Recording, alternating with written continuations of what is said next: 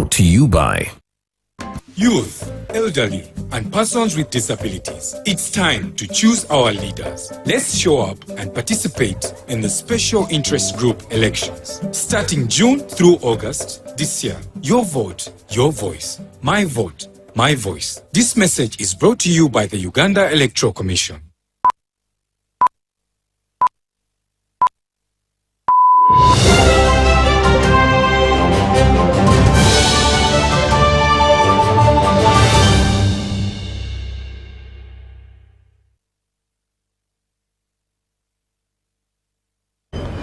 Now, the 5th day of September 2025.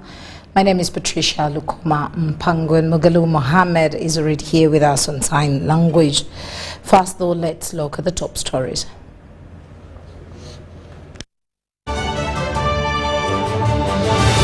Brought to you by Uniquely Ours. Explore Uganda.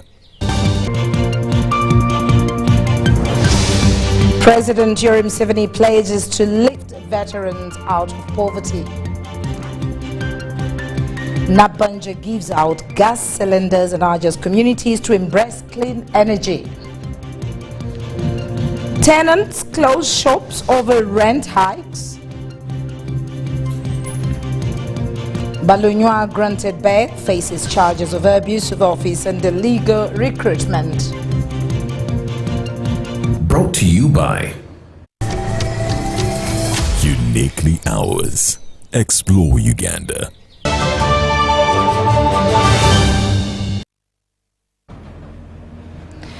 Now into the news. President Yoweri Museveni vows to intensify efforts to improve the welfare of veterans who fought in Uganda's liberation struggles, saying that it is unacceptable for those who risked their lives for the country's freedom to languish in poverty.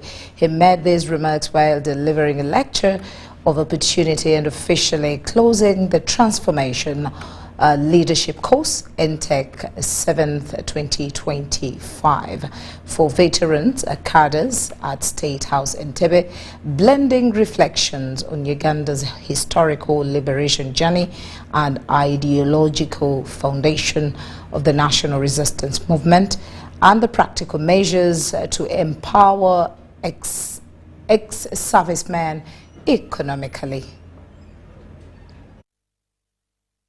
And since we came into the government, we've been trying to tell you that, no, you people, you must become a modern society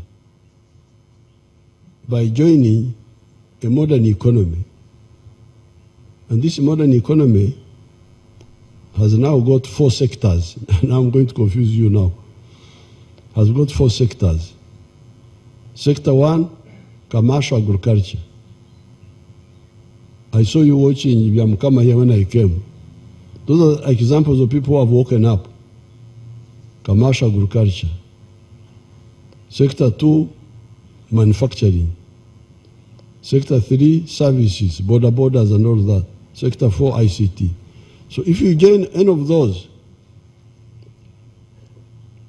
you will join a modern economy. And you will be either an employer, which means you are a capitalist, a middle class, or an employee, which means you are a proletariat. So therefore, principle number 3 is that society must go through socio-economic transformation. Now, number 4, the 4th principle is democracy. So all these help historical mission number 1, which is prosperity. With patriotism, you love Uganda. Pan-Africanism, you love Africa. Socio-economic transformation, you change, take advantage of the new markets, and democracy. Then we shall get prosperity. Now, you the veterans, when I started Operation Wealth Creation, 2013, I told General Saleh to first give seedlings to all the veteran families. First, give the veterans and the families which supported us in the war. And he said he had done that. And afterwards, I said, okay, if you have finished giving all the veterans, how about giving the others? Then they started giving the others. But later on I heard that some of the veterans could not get seedlings because they did not have land, which was another issue. So that's why if you don't have land, then the next option is to have omwoga, have an activity which is not based on land. So I don't have time to discuss this with you, but you discuss it with your commanders, with the ones who organized you. I want every veteran to be in the 4 sectors of the economy: commercial agriculture, artisanship, or manufacturing. Of course, that one is big. You may not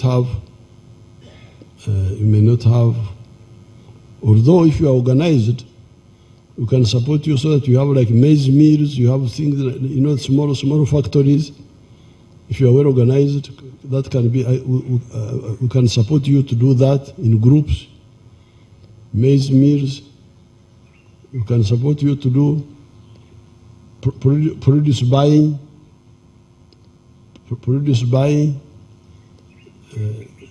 Those are not activities which need land.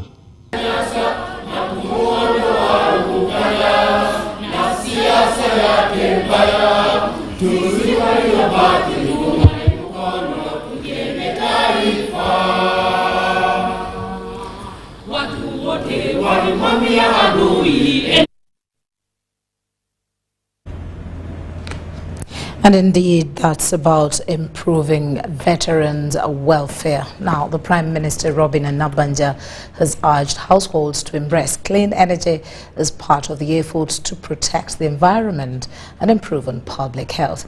She made the call while donating 100 gas cylinders to residents of Bataka Zone in Makerere, Kampala.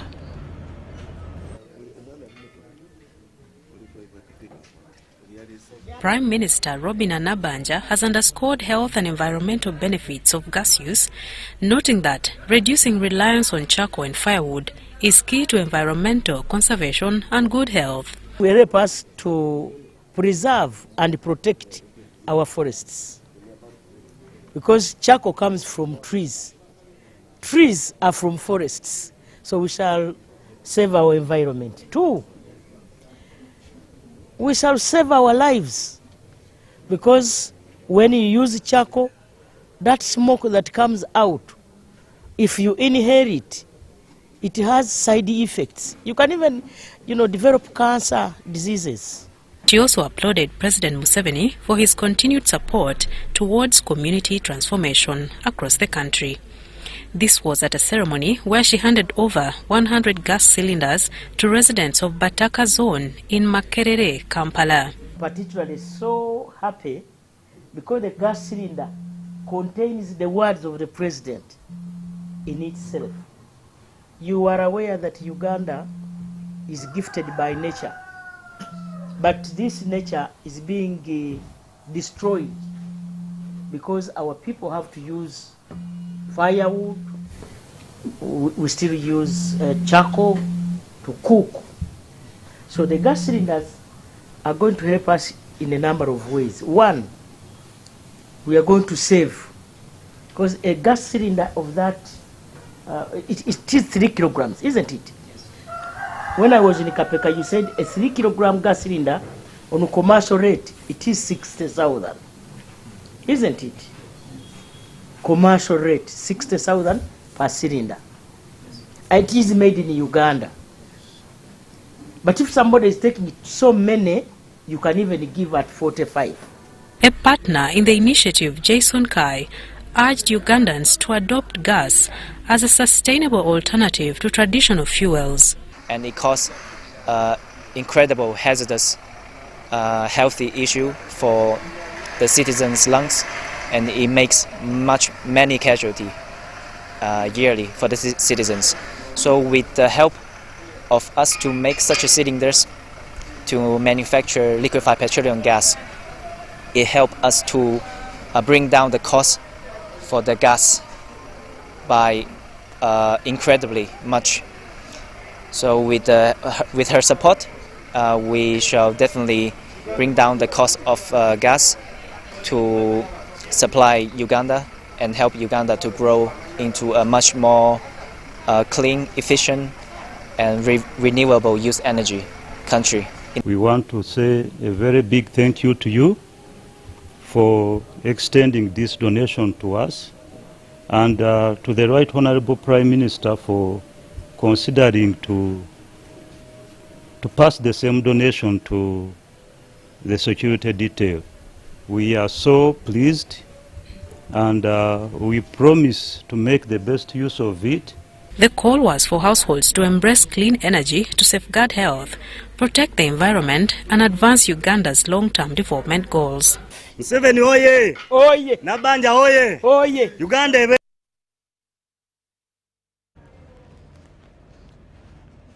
Now, former Makerere University Business School MOBS principal, Professor Waswa Balinywa, has been released on cash bail of 15 million shillings. Professor Balinywa faces charges of abuse of office and corruption, with a prosecution alleging that there were irregularities in recruitment of staff without required qualifications.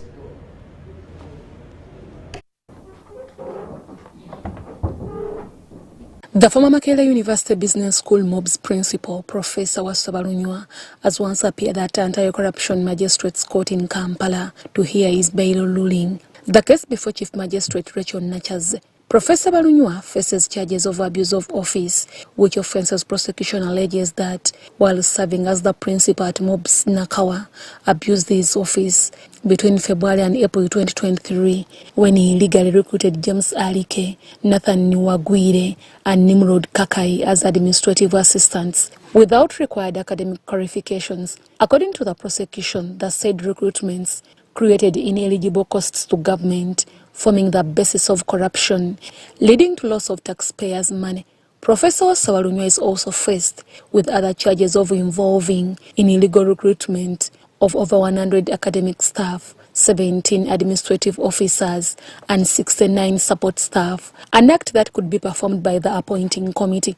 Professor Balinywa, who applied for bail during the last court sitting to the Chief Magistrate Rachel Nachaze, after perusing all sides' submissions, she was pleased to grant him bail of 15 million cash and sureties 100 million non-cash. Offences before this honourable court are bailable offences.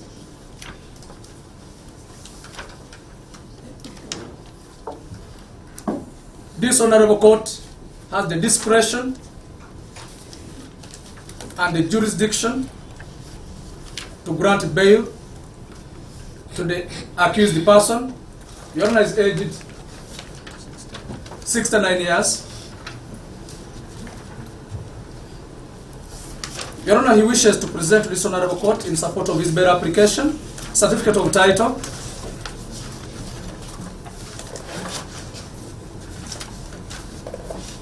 under block 24, plot 1406 at Bukoyo. Your Honor, the same is under the proprietorship of Waswa Balinywa. And the state, the application for bail is a constitutional right, and as rightly stated by the prosecution, the discretion is for the judicial officer. The surety is presented, and my attention being drawn to surety number 1 and 2, not being within this court's jurisdiction. This court operates countrywide, and as such has jurisdiction by its unique status to try all matters within Uganda. Thus, the said sureties are within the court's jurisdiction.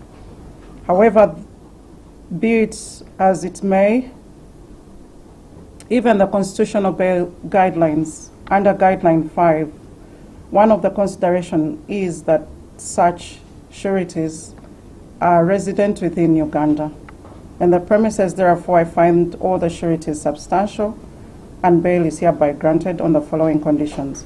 Court also ordered Professor Balunya to deposit his passport in court, including his land title. Those who stood sureties for Professor Balunya include his brother Muhammad Ngoma, the Kampala International University Vice Chancellor, Sudin Nangoli, the Managing Director, Uganda Printing and Publishing Association, and his son Ali Balunya. Professor Balunya is jointly charged with the one Jacqueline Namaganda, the former acting human resource director at MOBS Nakawa, currently serving as the chief quality insurance officer. Namaganda was charged with 3 counts of negligence of duty for allegedly failing to verify the eligibility of the recruits before they were appointed, although she was released on a cash bail of $4 million. Court resumed on 15th October 2025 for mention of the case. Deborah Namamonde, Viola Nansuga, UBC News. Now, tenants in Kampala's Grand Corner House, Gazaland and Galiraya have closed their shops in protest, accusing landlord and prominent businessman Tom Kitandwe of breaching rental agreements and violating provision of the Landlord and Tenant Act 2022. Tenants in Kampala's Grand Corner House, Gazaland and Galiraya have closed their shops protesting frequent rent hikes imposed on them without the legally required 90-day notice and exceeding the 10% annual cap stipulated under Section 26 of the Landlord and Tenants Act 2022. Okwongeza abasuubuze ssente buli kiseera nga tewali kugoberera mateeka mu mwaka ne babongeza emirundi nga miyitirivu. Munnamateeka agenda tubuulira omwaka balina twongeza mirundi emeka. Mwami Kitandwe bw'aba teyawandiika notisi ng'abategeeza nti agenda kwongeza, bw'aba tagiwandiikanga talina kye yayongeza ebyo poteya. Ekyokubiri percentage gyayongeza yonna talina sukka bitundu 10 ku ssente z'owa. Kitegeeza bw'oba badde emiliyoni emu tasukka mitwalo 10. Many allege they have never received written tenancy agreements or official receipts, contrary to Section 3 of the Act, which mandates written agreements for rent above 25 currency points. Bw'abagamba ndi mbongeza ebitundu 10 biriko akawaayiro akagamba nti landlord waddembe okwongeza nga tasusse ebitundu 10 naye ng'akikoze mu mwaka ogwo tagyongeza mirundi gisukka guki. They further decry selective and individual rent negotiations, which they say have created confusion and inequality. Beyond rent, the tenants are also grappling with the rising monthly electricity bills, which they say they hardly use, and garbage collection charges of about 30,000 shillings. Amasanyalaze nze okuva ku mwaka paka ku mwaka ndi mu mitwalo 5 500,000 per month. Nina balubu 2 zokka then nina pako gyensobola okufumbirako kacaayi oba okubugumizaako amazzi. Kweyo ensonga y'amasanyalaze tudimandinga ekintu kimu. Tugenda wandiikira ekitongole ky'amasanyalaze tukisabe independent meters ezaayaka. They also cite congestion and poor network coverage in the buildings, disrupting mobile money and communications, and weak security oversight, with robbery incidents often going unrecorded. Operation za network anfunye mu bizimbe byaffe na TV ngezo tolina woyisa waya kugamba nti kangende nteekako abandabe ku UBC abandabe ku ki. Ensonga endala ya security, abantu bagamba kamera mweziri mu bizimbe ez'ebizimbe naye amaduuka bwe gamenyebwa tebafuna footage eba tebamanya kikituufu kigenze mu maaso. The tenants intend to petition Parliament, citing unanswered complaints and alleged landlord interference in goodwill sales, which tenancy regulations prohibit. District Police Commander Abraham Tukundane pledged to monitor the matter and involve all stakeholders to ensure compliance with the law. Business at Gazaland, Grand Corner House and Galiraya plazas remains closed as traders await an amicable resolution between their leadership committee and the landlords. The tenants insist that any agreement on rental terms must be reached within the confines of the law before operations can fully resume. Reporting for UBC News, Wadulo Arnold Mark in downtown Kampala. Thanks, Wadulo. Now, government, through the Ministry of Education and Sports, has secured $150 million under the Uganda's Secondary Education Expansion Project. As part of this initiative, school administrators nationwide are undergoing training to strengthen school leadership and management. Access, handle that money. Some of the transactions are even by check. The 10-day training program is designed to equip school administrators with practical managerial and leadership skills to enhance the running of their respective institutions. Funded in part by a $60 million grant from the World Bank, the training is being rolled out nationwide with a focus on improving the administrative capacities of both government and private school heads. The government of Uganda secured a grant from World Bank and a loan. The grant is $60 million and then the loan is $90 million, a total of $150 million. This project is called USEP, Uganda Secondary Education Expansion Project. The number of components under the project, one of which is teacher training. Under the component of teacher training, we have been training teachers across the country and the head teachers, the administrators, deputies and head teachers across the country. We have covered the rest of the country, remaining now the central region where we are today. We've told them the implications of fraud.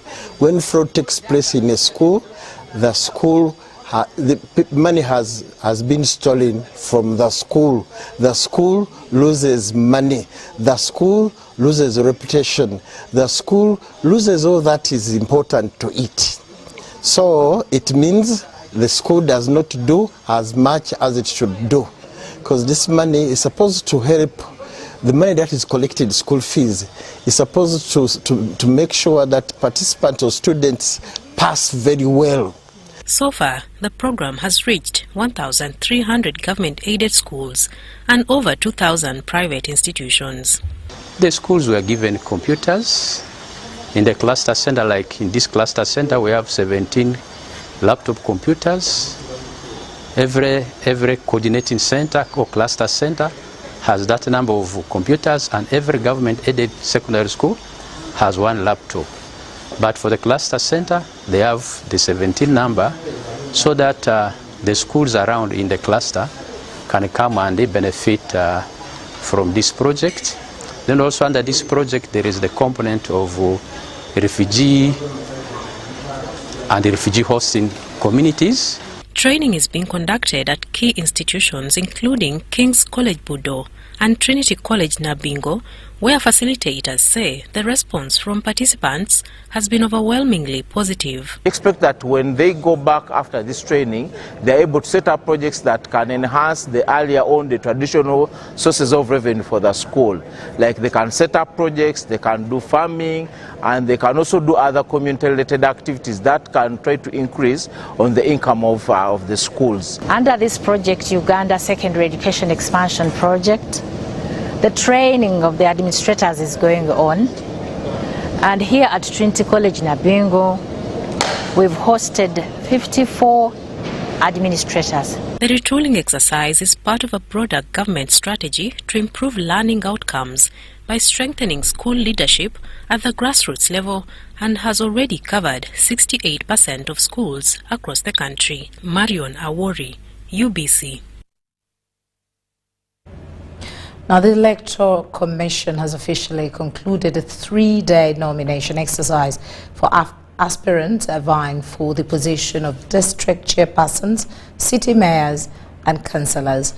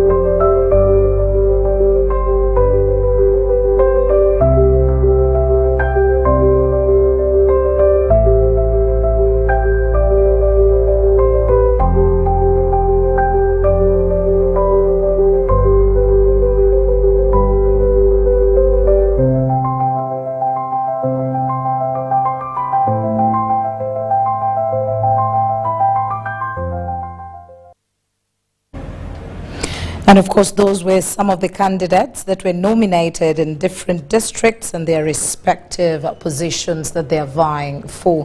Now, as we move over to Lamo, in Uganda's Lamo district, a bold agricultural experiment is rewriting the rules of sustainability. From dry soil to thriving thick trees, a Pieta ranch led by Minister Hilary Onek is turning vision into green reality.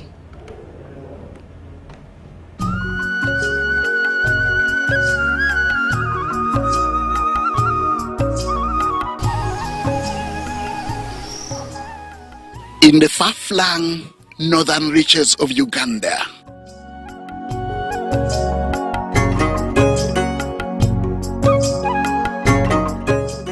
where tradition meets transformation, a quiet revolution is taking root.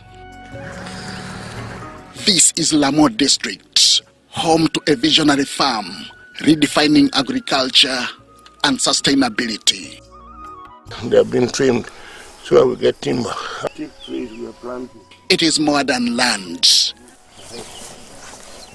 It is a living experiment, blending innovation with nature. About 2-3 years old, they are now tall.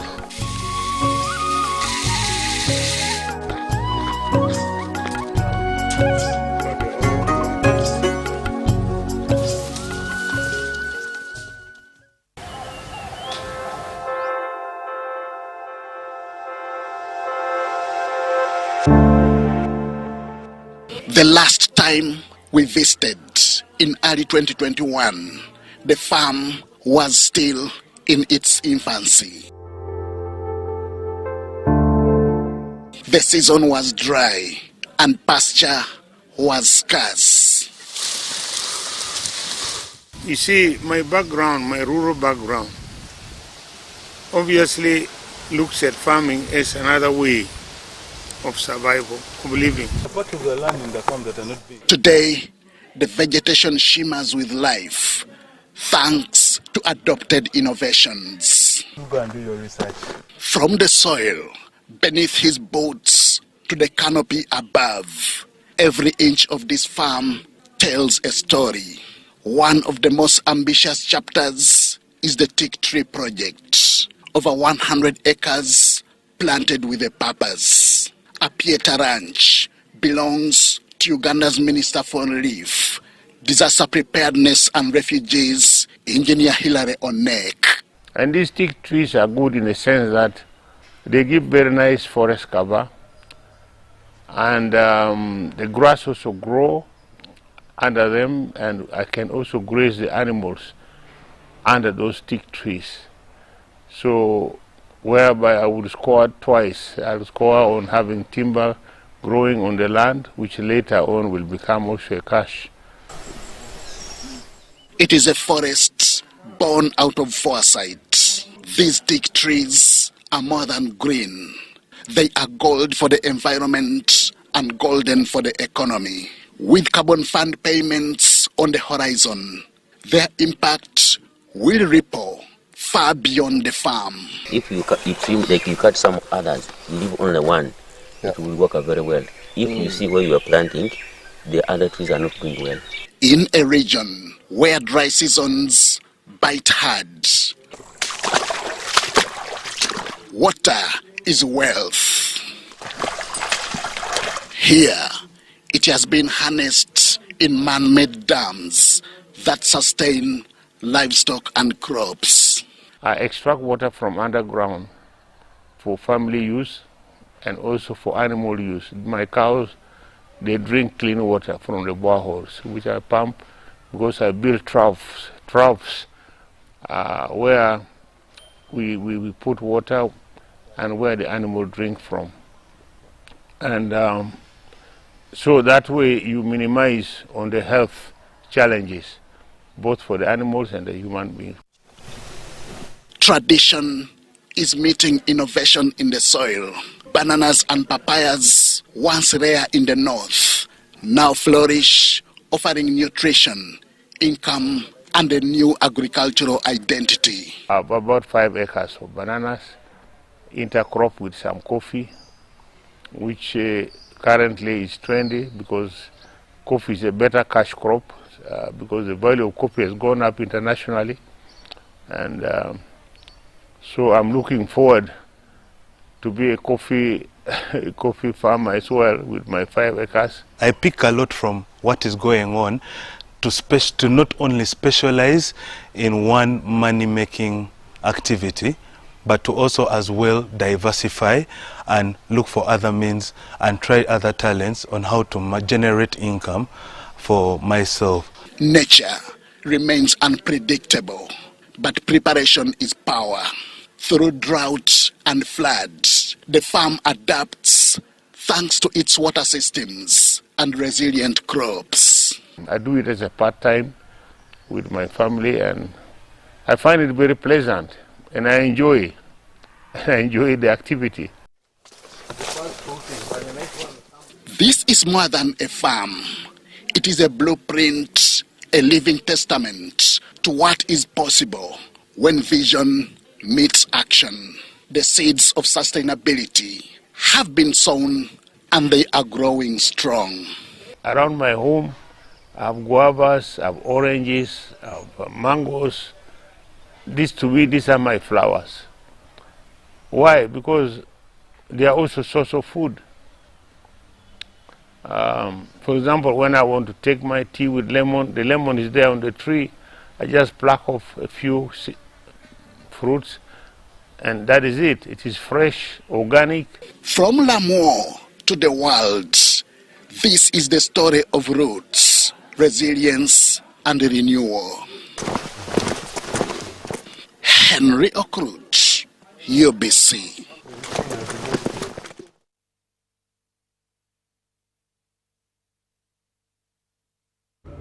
Well, thank you very much there, Henry Okrut, for that detailed report. Now, at 34 minutes past 8 o'clock, we're going to take a short break, but do not go away. We'll return with more news. Stay with us. Big thing about the MTN Super. Wali yakapia musite wali yakapia. Wali yakapia. MTN kabo de Super mustairompia. Then you kabo de smartphone nebya kabibiona.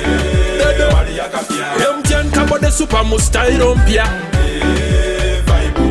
Then you kabo de smartphone nebya kabibiona. Get the new Kabode Super smartphone and enjoy 16 GB free. Start with a deposit of only 45,000 Uganda shillings and pay the rest mpora in daily installments of less than 1K. You can also make weekly and monthly installments. Together, our vibes are unstoppable. Terms and conditions apply. MTN. MTN is regulated by Uganda Communications Commission.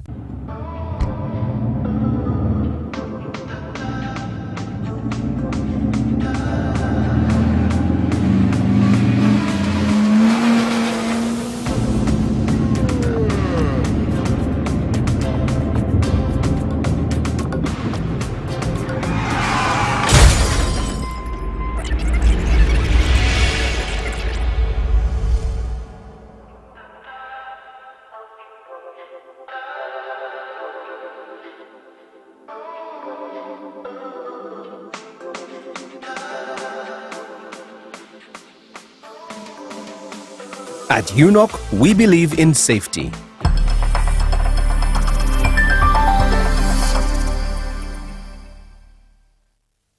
Step into a world of excellence, comfort and pride with Royal Foam Furniture, crafted to perfection right here in Uganda. We bring you state-of-the-art living room furniture and bedding products at affordable prices. Our wide variety of mattresses include orthopedic, pillow top, spring mattresses suitable for institutions like hotels and many others for home comfort. With every piece telling a story of royal excellence, our products are built with the highest quality materials made to last. Experience royalty with Royal Foam Furniture, proudly made in Uganda, so buy Uganda and build Uganda. Visit our showrooms at Ginger Road, Chambogo Junction, Bukoto Chisasi Road, and on Victoria Mall, Entebbe, on the first floor. Hello, Kampala, Uganda. In response to the national call of strengthening the traffic security, Good Products Group HGO brand has officially launched the rider selection campaign. Registration is now open. Visit www.riders.hgo.com. Complete your registration now for a chance to win exciting prizes including motorcycles, exclusive HGO gift boxes, and official rider vests, all while promoting safe riding awareness. This is how to participate. Pay the registration fee, invite 3 friends to form a team of 4, and your registration fee will instantly be refunded. Begin your journey of honor today. Don't miss this opportunity. Join the challenge, promote road safety, and become a pioneer rider. For details, visit the official Good Products website at www.hgo.com or call toll-free 0800-335-555 or visit our offices at Kingdom Kampala, 3rd floor to register now and win prizes worth millions. Revered as the patrons of the wild, my horn stood tall, announcing my presence among Africa's Big 5.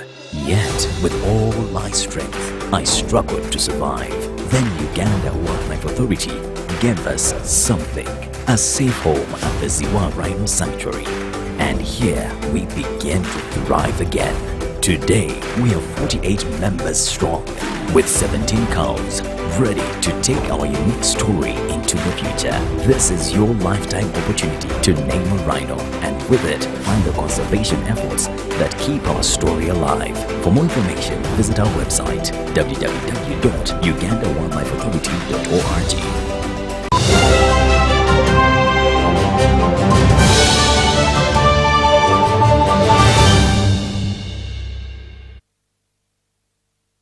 Now, welcome back from that short break. As we step a little bit into the world of sports, we head over to Nambole Stadium, where Uganda Cranes is taking on Mozambique in a Group G clash of the World Cup qualifiers match. Now, a 70th minute Rogers Mato goal and Alan Okello's 48th minute strike has given Uganda Cranes a lead. Now, if the game ends with the Cranes winning, Uganda will be second in the group with 12 points. Other teams that Uganda Cranes is set to lock horns with Somalia on Monday at Nambole, and with Botswana, Algeria and Guinea will be played away.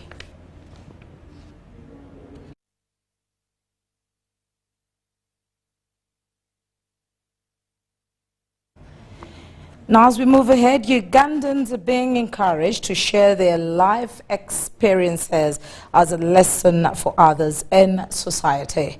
Deputy Inspector General of Government, Dr. Patricia Okiria, says that telling such stories can guide younger generations in learning how to coexist better in community and family life.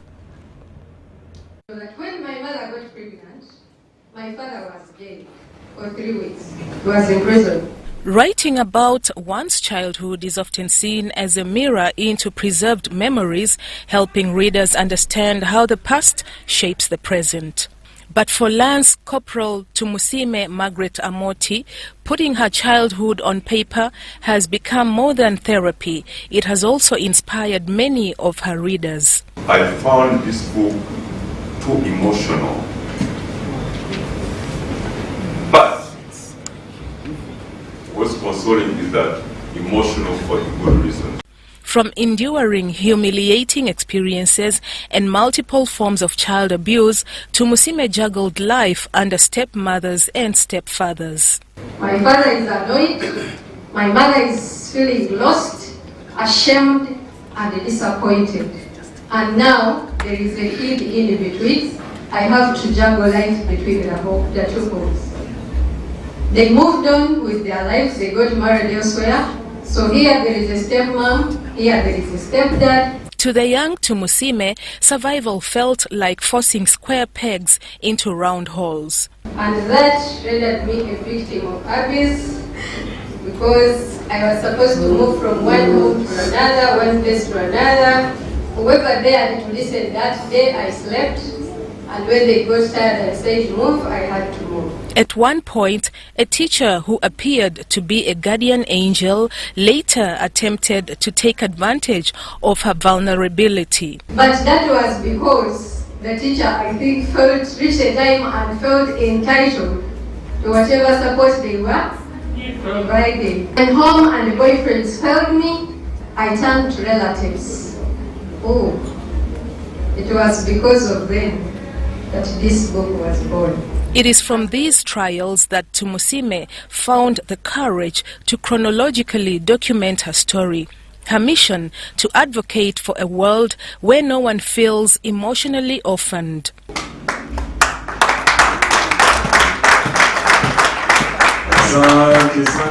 The book explores the complexities of African families, from the healthy and functional to the broken. I really appreciate for this launch, and I think I wish everybody could get a copy and also tell the message to the rest of the people. The launch attracted senior UPDF officers who congratulated Tumusime for her courage and determination. Margaret, you have given a voice to many who silently carry wounds but lack the courage or opportunity to speak them out. Proverbs 29:2 says, when the righteous are silent, evil prevails. I appeal to each one of us to go and speak against abuse. Probably each one of us has abused someone. We ought to repent. Retired Major General George Igumba, former commander at Kimaka, contributed a foreword to the book. The essence of this book is for us, for each one of us, young and old, educated, non-educated, to realize the situations are surrounding us, whether it's positive or negative.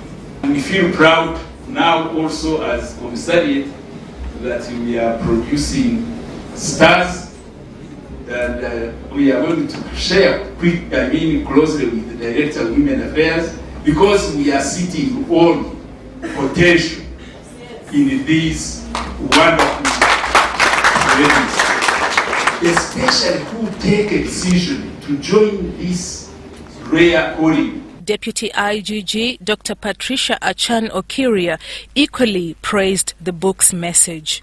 So I encourage us to pay keen attention to some of those issues. Let us advocate for policy reforms. Let us advocate for priority to be given to this psychosocial health care in different institutions, and even in the army. There are some people who by they join you for different reasons, not that they are patriotic, but they're joining you because they want to revenge against their enemies somewhere in the village, or people who have negatively hurt them or affected them in one way or another. Although Tumusime later reconciled with her parents, she lost her mother in 2021. Despite these setbacks, the unlucky princess, as she once described herself, today holds a master's degree in psychology and is on course to graduate with a PhD. May you live longer. Amazing. Now, the director of Kawempe National Referral Hospital, Dr. Emmanuel Byaruhanga, has raised alarm over the critical shortage of cesarean specialists in Kawempe facility. Now, Kawempe records some of the Uganda's highest cesarean deliveries, yet a lack of specialists for safety support operations. During a courtesy visit, the director of Kawempe National Referral Hospital, Dr. Emmanuel Byaruhanga, told the Health Service Commission that the hospital is grappling with a shortage of anaesthetists, inadequate laboratory staff, congestion and lack of expansion space. In the situation we are in Kawempe, we need more of the anesthesia than the nutritionist. But now when you post the nutrition, it's going to consume the money that the anesthesia would have used. So that's what I mean here. An unsolicited, and we have many, quite a number. Increased workload and rushed interactions. Of course, because of the shortage, there is burnout, and there is people make mistakes. People start talking rudely, because of the burnout and associated. We also, I'm sure, have a lot of mental issues, which, good enough, we have not got a frank mania. But you see depressed people once in a while because of this burnout. Built on just 1 acre, the facility also struggles with parking, staff housing, and outdated infrastructure. Wakiso district is a very big problem. Most of the health units in Wakiso are almost non-functional. And they refer, even in the last 2 weeks, the maternal deaths we have got were all referrals from Wakiso. Some dying on arrival, some coming and spending days in ICU in a vegetable state. So this is the biggest problem we have now, then and now. Responding, Commission Chairperson Dr. Henry Mwevesa pledged to prioritize the recruitment of anesthetists and other critical staff, citing Kawempe's heavy maternal and neonatal workload. So we come to see the environment. If he says, I need an anesthesiologist, I need intensivists, I need these nurses in acute are called what? Emergency. The nurses, but who handle the initial. They are also nurses, neonatal nurses. You just need to go up there and see those babies and how crowded that place is. And you ask yourself, how many hours can a nurse work here? The Commission also interacted with staff, took questions, and inspected facilities. Please, if you are on duty, come for your duty, especially weekends and at night. That's what causes us a lot of problems. When you see us being bashed in the press, most of those emergencies come at night, and they come on weekends, and they find we are seen on the ground. And then that's when you see the negative publicity. They forget all the good things that you do. They forget the 70 mothers you delivered, all the scissors that you do. They forget. You'll see the bashing. Dr. Mwevesa praised the hospital for maintaining essential supplies and securing research accreditation, but emphasized that reducing maternal mortality must remain the top priority. Sudat Kaye, UBC News. Now, the former Kampala City Council Mayor Dr. Sarah Nkonge Mwonge has predicted unprecedented competition in the forthcoming Kampala Lord Mayor elections. Nkonge warned that the rising cost of politics continues to undermine service delivery and urban infrastructural development. The Kampala capital city mayor seat has attracted 6 contestants. They include incumbent Erias Lukwago of the People's Front for Freedom, Beatrice Mao of the Democratic Party, Ibrahim Kasozi of the Forum for Democratic Change, Ronald Nsubga Balimwezo of the National Unity Platform, and Moses Kizito Nsubga of the National Resistance Movement. The tight race is expected between incumbent Erias Lukwago and Ronald Nsubga Balimwezo, the Nakawa East legislator, under the NUP ticket.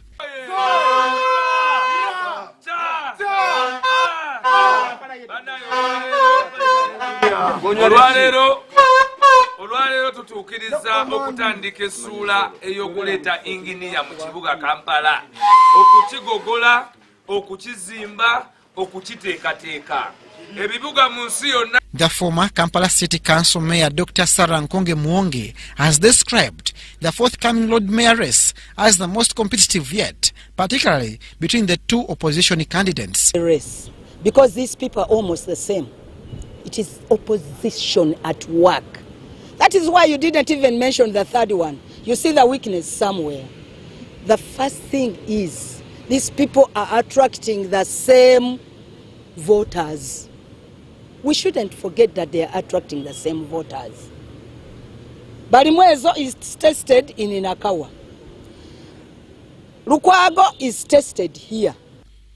Nkong emphasized the need to evaluate the best candidate based on the stakeholder segmentation and the city's long-term priorities. The type of mayor we want is a mayor who knows what his people want. The type of mayor who is both practical and at the same time understand what social corporate responsibility is. The type of mayor who is technical. We used to come when we were technical. The mayor has got to be somebody who is professional at the same time, because he wouldn't be in the know and work with the technocrats to make the city a better place. She noted that individual merit will play a crucial role as voters weigh candidates against their track record in city management. Tested here. And some people's mindset doesn't change, you see. And people remain like that. And don't forget that these are voters drawing these are two mayors drawing the same voters almost, because they are opposition. Kakati, the problem now comes, aren't we going back to individual merit? Nkong also criticized the KCC Act of 2010, citing poor division of responsibilities between the technical wing and the political leadership of the Lord Mayor's office. Government should see that some of the programs are discussed with the mayors so that the people get what they want. But at the same time, politics should be very limited, because it hampers the works of the mayors.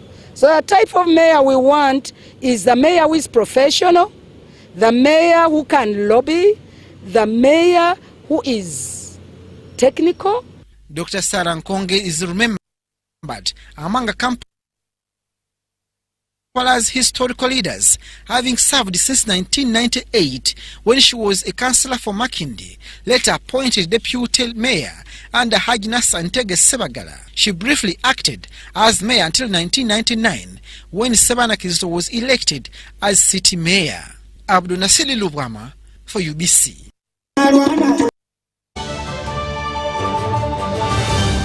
Here's your chance to win school fees for your child for a whole year. Just pay school fees using Momo. Dial *165 *80#. Select option 2 for school pay. Select option 1 to pay school fees. Enter the student number and amount and approve the transaction. You will now enter the draw to win school fees.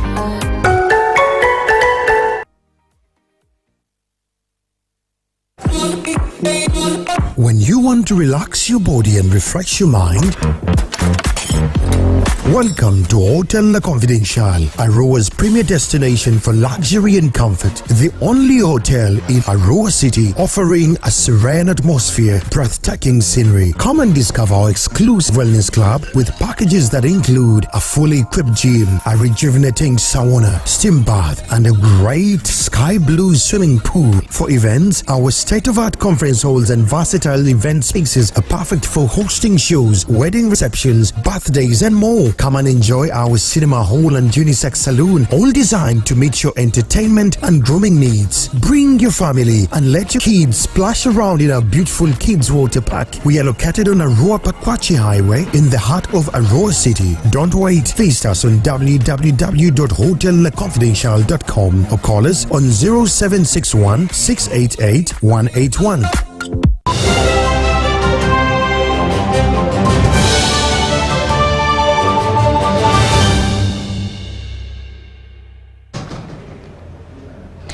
Welcome to the world of sports, the world of business, as we start off with Etisano Mining.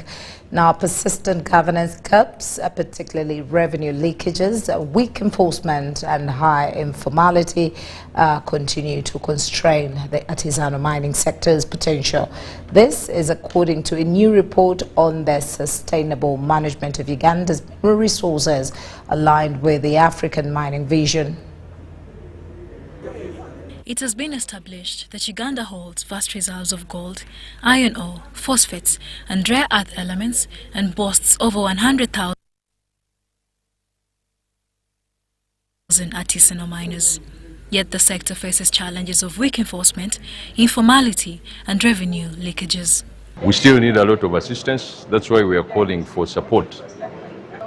Extension work will help coach people to grow progressively from artisanal mining to small scale.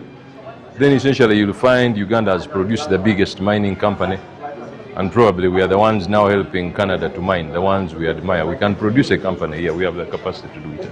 The report commissioned by the African Minerals Development Center, an African Union agency, identifies opportunities for artisanal mining and calls for stronger mineral governance. So we want to change the narrative. And how are we going to do that? The policies are in place. So Uganda has one of the best policies in place. But what is lacking is the implementation. We need to bring more stakeholders on board, the civil society, the private sector, the miners themselves.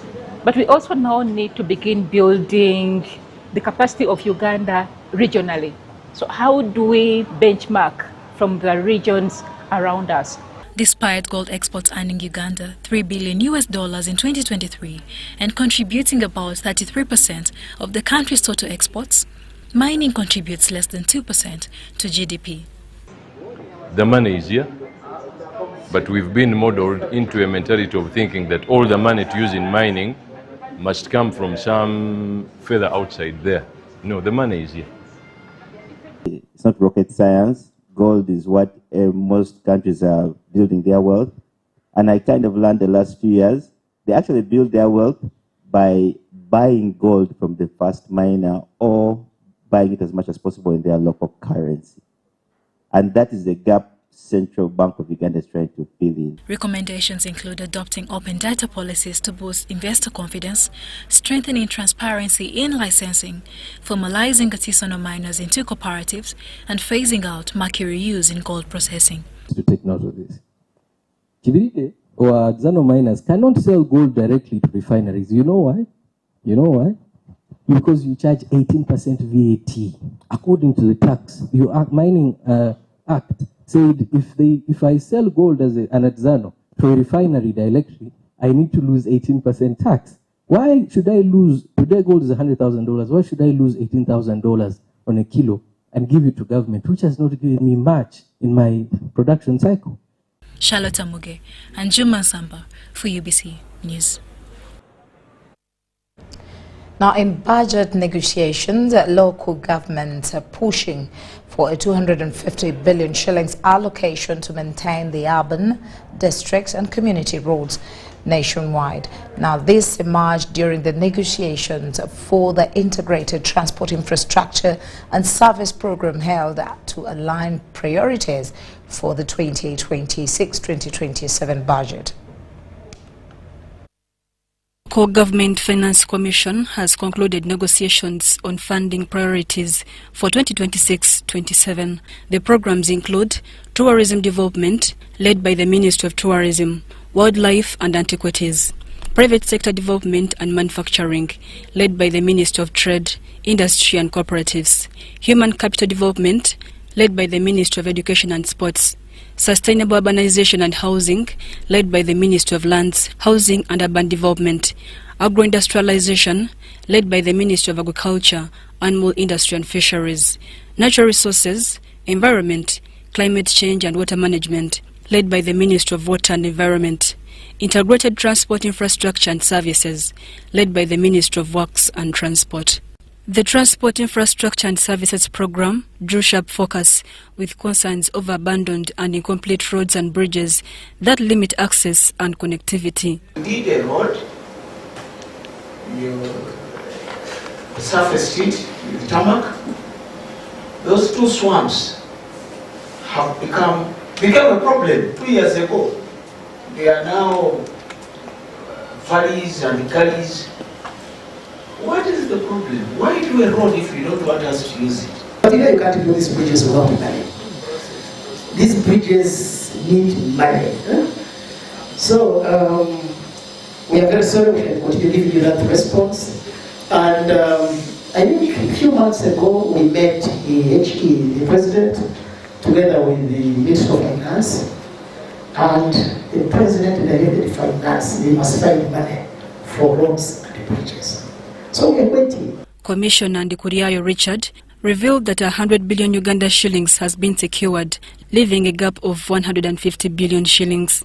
So if we get the balance of 150 billion and we have a total of 250 billion, that should be adequate to take care of all the DUCA, all the district, urban and community access roads. Transport infrastructure has a lot of stakeholders, interest groups, from the highest politicians to the lowest politicians, and it is highly conditioned.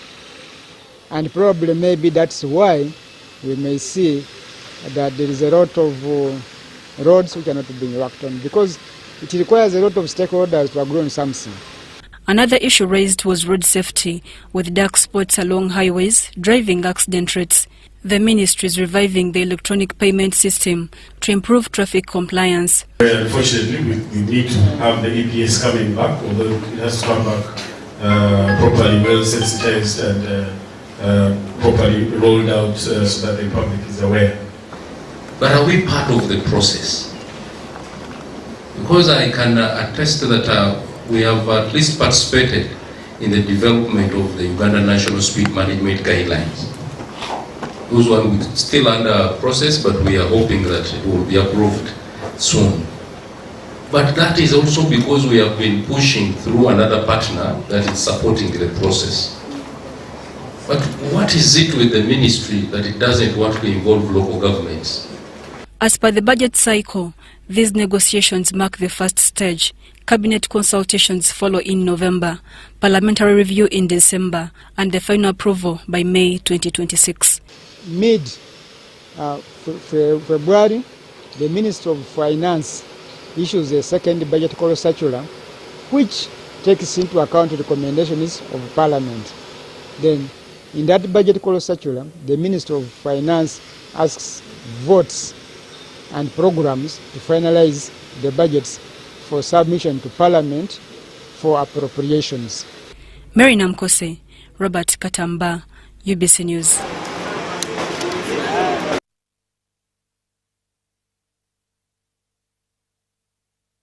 Now into the world of sports, football fever gripped the city as thousands of Uganda Cranes supporters made their way to Namboole Stadium for the highly anticipated clash with Mozambique. By press time, the Cranes were leading 4-0, sending waves of excitement through the stands. Now, earlier in the day, jubilant fans thronged the Uganda Railway Corporation URC headquarters to board special trains to the match venue. Many expressed optimism, predicting a decisive win for the national side. Now, according to URC spokesperson, the transport service ran smoothly and safely, reaffirming the corporation's pledge to support a major national event by easing travel congestion. Officials further promised improved service delivery in the future to make such experiences even more efficient and enjoyable for the fans.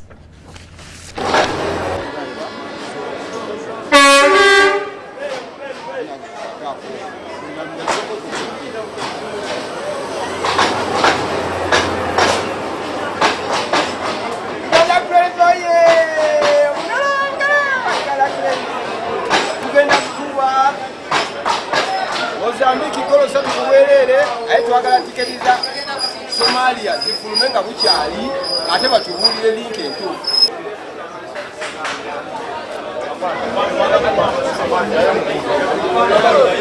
Afande, one line. tulumbye Namboole ne kuru yonna abaana bonna balumbye dda tuli wano tulinze emmotoka etutwala n'ennyonyi yaffe weeri wano gye tulinze kati tugenda tutwala saawa zino era tulumba kati Namboole tugende tukube wali abadongo olaba kati mukyani kululi twabadde just tuli mu training kati twamaze ku training kati tugenda kukuba bukubi kati kyekitutwala Namboole era tube tugenzeyo kati tuvaayo n'obubonero golo 7 okudda waggulu tujja kuba 3 yokka kuba abaana twabaleese bonna tugenda Namboole abaana bonna twabaleese okuva ku wabweru w'eggwanga so tusuubira okuba nga omupiira gugenda beera munyuvu nnyo ekituufu ko tugenda kakuba tugenda kafotoola muzungu kye bayita photolism okufotoola bakiyita full figuring full figuring. I think 2 weeks ago during Chan when we transported you our funds, we are back again. And we did promise that whether it's World Cup qualifiers or Chan tournament or Africa Cup of Nations tournament, we shall be there to transport Ugandans from Kampala to Namboole. And going forward, we want to make a few changes. We want to make the payment digital. You pay online on mobile money or through your phone, and then you don't need to move around with money to come and pay at our office. So we want to make payments very convenient.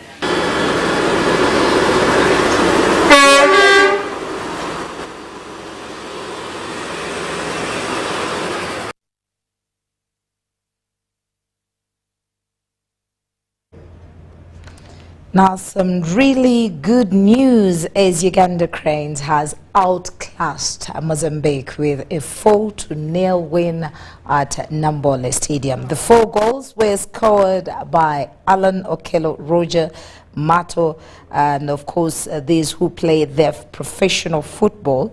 Of course, that is Roger Mato plays his professional football for FK Vardar in Macedonia, and he scored 2 goals. And Elio Caprodossi, Ugandan professional best in Italy, scored the 4th. The Cranes has 12 points in Group G, with Algeria topping the log table with 18 points. The Cranes now shift focus on Monday game against Somalia at Mandela National Stadium, Namboole.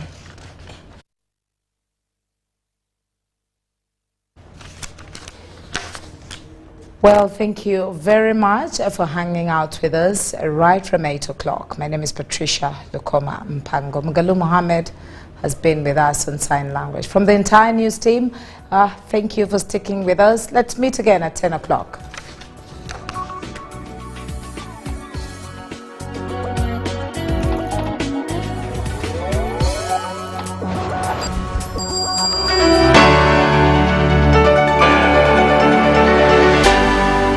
UBC, inspiring Uganda.